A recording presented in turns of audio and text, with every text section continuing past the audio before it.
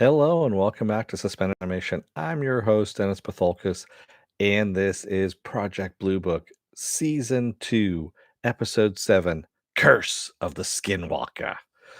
Um, that I don't know why that came out kind of like bastardized Chuck Palpatine, but hey, what the hell? Welcome everybody. I'm gonna get some business out of the way first, and then we'll get to it. If you like what you see here, like, share, and subscribe. If you're still on the fence about subscribing, at the very end of this video, you're gonna see a video pop up here. What YouTube does, it takes the algorithms of all the stuff you've been watching, tries to match it as best as possible to one of the videos in my vast video library, and pops it up there just for you. Up here is going to be Dispatches from Elsewhere. Great show, great new show on AMC. I highly recommend checking it out. Also, if you want to know when I'm be on live again next, you're gonna have to the bell down below there. It's a 50-50 chance of YouTube actually notifying you. Best thing to do is go to suspendedfanimation.com, take a look at the schedule up there, talk amongst yourselves, all that kind of good stuff. And definitely please, go in and post stuff. I'm the only one that's posting right now. There's a few other people that are post here and there, but I'm usually the one that's doing it. What else do I have? I have a Twitter, I have an Instagram, and I have a Patreon page, but no tiers set up as of yet. So let's get to it, shall we? Spoiler alert, I am going to spoil the episode. If you have not watched the episode, go and watch it. Come on back. This will be a video. Thank you, Viking Bitch, for the lovely paddle. All right. So where do we start with this? Let's just start at the beginning. Basically, I'm just reviewing it. I'm not going to, of course, do the recap. I've kind of given up on recaps. Some people like them, some people don't. I don't know. You guys can tell me in the comments section if you want me to go back to recaps, full recaps. They usually take about 20 minutes to half an hour, somewhere around there for a 40-minute long, 45-minute long episode, something like that. So it's up to you on those. It depends on how fast I talk too. So of course we have the Chapman Ranch, which is out in Utah, and the Chapmans have seen this thing out in the woods. Their little boy Billy, who sleepwalks, says it's an alien. So of course they go out. Hynek and Quinn go out to go and check on this thing. And you're still here. All right. Let me call up my little chat box here because I don't have it up there. TF2 SWAT team. Nice. Welcome aboard. Excuse me. I still have a touch of the pneumonia, so my chest, I'm going to be coughing a little bit. So I ask for apologies right now because, or I apologize right now, I should say. Ask for apologies. God, my brain is gone. So if I cough, forgive me on that. So, you know, as the Chapmans call in the Air Force, they call in Quinn and Hynek, who are of course looking into this. They saw balls of light flying around as well, and shit just starts getting weird, quite honestly. They end up, going out looking to see where this where everything happened, and they see some stuff bubbling up out of the ground. It's not bubbling crude, by the way, but it's not Texas tea or anything like that. It's just something bubbling up out of the ground. And then they find a doll, if you will, like a life-size doll out in the woods. And they've also bumped into their neighbor, the Chapman's neighbor, Edmund, who's kind of a piece of work himself. And he mentions later on that it's a Skinwalker curse, that basically the Navajos in the area had cursed the land. And made it so that anybody who was on this land, it was because they're getting sold into slavery and on all that kind of thing that was going on by other tribes and in the area. So they cursed that land. And now Skinwalkers, which is basically a shaman who has created an evil in order to be able to shapeshift and stuff like that, watches over the land and basically curses it and kills people on the land, things like that. And so he says that's what's there, and that's what he's trying to protect the family from at this point. But the Skinwalker has already entered the house, and it may be too late already.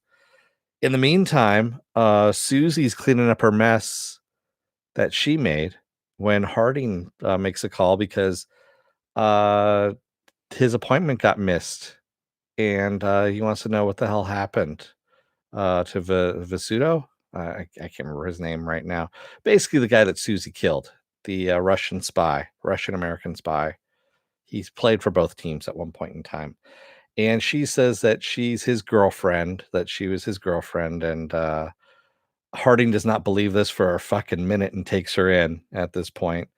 Mimi, in the meantime, also finds out that Valentine has stopped her from coming into Project Blue Book files. So she's no longer allowed to enter the office and work. So Faye gives her own paperwork that she has, and she leaves from there. Quinn and Hynek, in the meantime, excuse me, experience an earthquake in Utah, which is very odd. Light pole falls, so they have to stay at the Chapman Ranch, and because there's a storm coming in and everything. Storms are brewing, and they have to stay out there, and some weird shit starts happening. So I don't know how they can explain the the Jack in the Box that moved by itself and then also was playing by itself and finally popped open. And Billy disappears, of course, and who's outside but Edmund, dressed in wolf's clothing, and he has his eyes painted black and all this stuff. Yeah, Hedderdahl is fucking. I love the guy as an actor. He was in Hell on Wheels, things like that, and he just is creepy. He's a creepy motherfucker, and I like him for it. So they find out that in the pantry where they had found Billy before, where the Skinwalker supposedly placed Billy, is a secret door. And by the way, they also know there's a nearby airbase, which Quinn and Hynek had gone to earlier, and they'd found this weird pipe that was out in the middle of nowhere with some strange markings on it.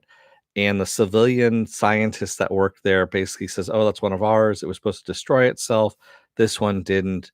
I'll apologize to the Chapmans. Thanks for bringing it in." And basically, they both said, "Yeah, that's a lot of bullshit. She's lying. She's not telling us what she needs. What's going on there at this point."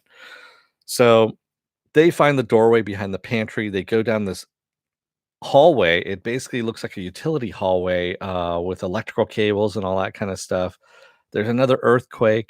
And Edmund actually told Quinn before they left, he goes, "Shine the light in that thing's eyes. It hates it."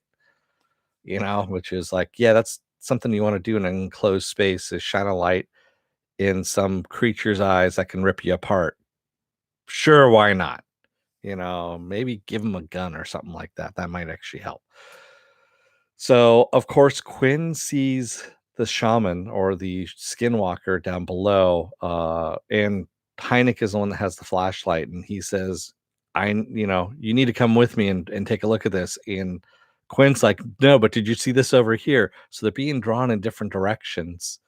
And Quinn ends up going with Hynek anyway, and they go up a ladder and they end up in the military base. So this walkway actually goes into the military base, and who's sitting in the military base watching TV in a room but Billy? And a scientist walks into the room, hits the alarm button, and some MPs come in, and we find out that basically what the Navy or what the Air Force has been doing is they've been trying to um, basically study earthquake phenomenon along with UFO phenomenon. That basically they go hand in hand. So what they've been doing is doing fracking, essentially, is what they're doing underneath the Chapman Ranch to release ethylene gas, which creates hallucinations, both oral and visual hallucinations, and testing the Chapmans, basically using the Chapmans as lab rats. Yeah, that's why they got their land so cheap, is so that they can be tested on as lab rats. And basically the civilian scientists like, "Yeah, we're going to apologize to the Chapmans. Everything's good." And the Chapmans have already told Quinn and Hynek that basically they sunk all their money into this ranch, and they're bankrupt if they have to leave it. There's no way they can leave it. They need to sell it. And they're resolved. They're gonna sell it, but Quinn and Hynek actually get them a settlement from the government so they can leave. And of course, the property goes up for sale. And of course, another family's moving in there, and we see that the civilian scientist is acting as the real estate agent to sell this place once again. And we're like, fuck, man, this is all kind of messed up. In the meantime, Harding and Valentine are both kind of fucking around with Susie in interrogation, and they both don't believe who she is. And Valentine lets her go because Harding, sorry, I thought I saw something out of the corner of my eye there. Uh, sorry about that. So Harding and Valentine end up letting her go and say they're going to have her followed. And if she is who they think she is, then she's going to know that she's being followed, and they'll know that they have her at that point.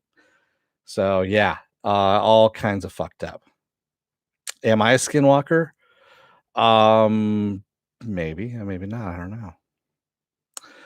So that's where we kind of leave off on this. Oh, and Mimi also gets kicked out of her UFO group too because she had been kicked out of Project Blue Book, and of course, the head of the UFO group says that's pretty much what the government does, and they're coming after us next, and we can't afford that. So you need to leave, or you need to take a break from us, kind of thing. So, yeah, all because of this whole the Patterson panel that happened. Excuse me.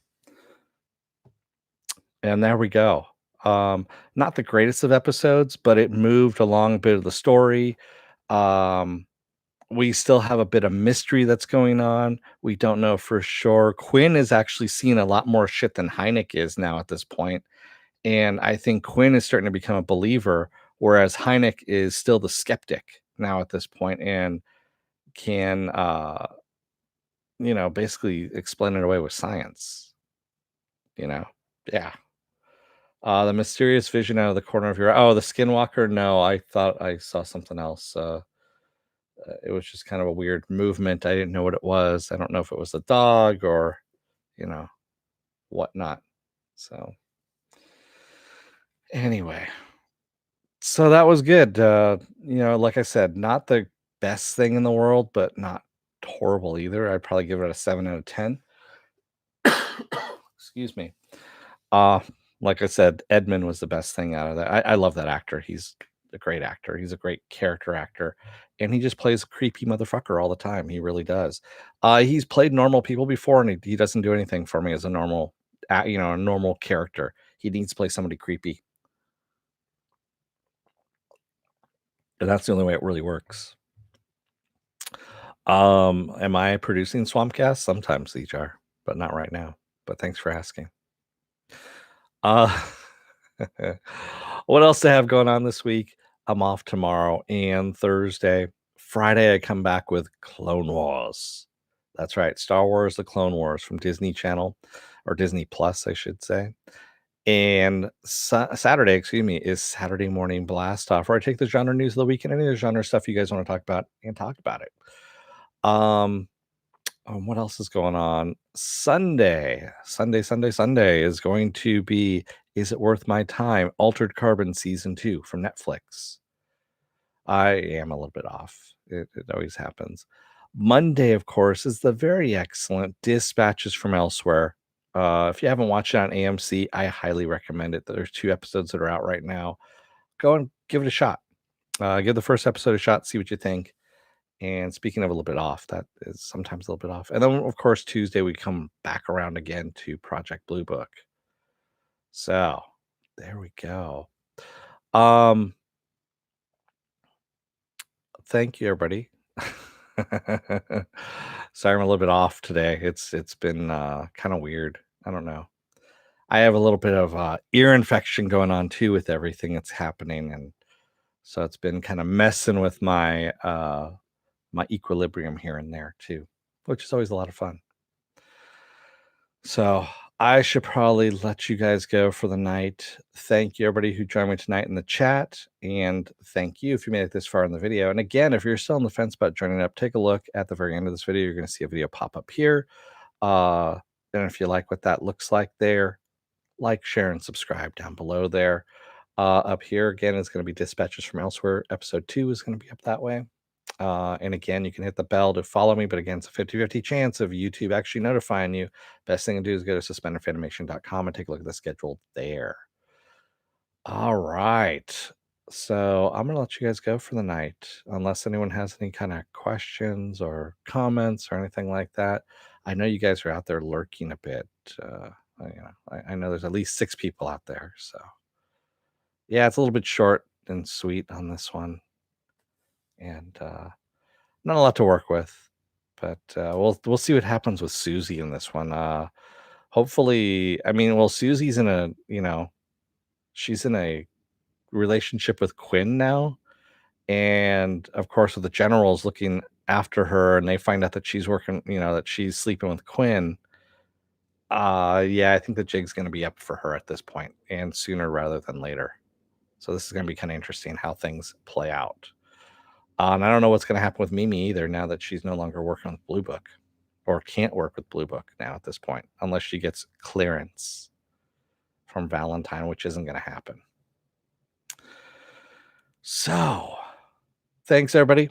I will see you on Friday for Star Wars, The Clone Wars. Until then, don't let the door hit your ass on the way out. Otherwise, you may have a fucking crazy neighbor who dresses up in wolf pelts and sneaks around your property at night, saying that he's trying to protect you from skinwalkers. Because, that always goes well. Thanks, everybody. I will see you on Friday. Until then, have a good night.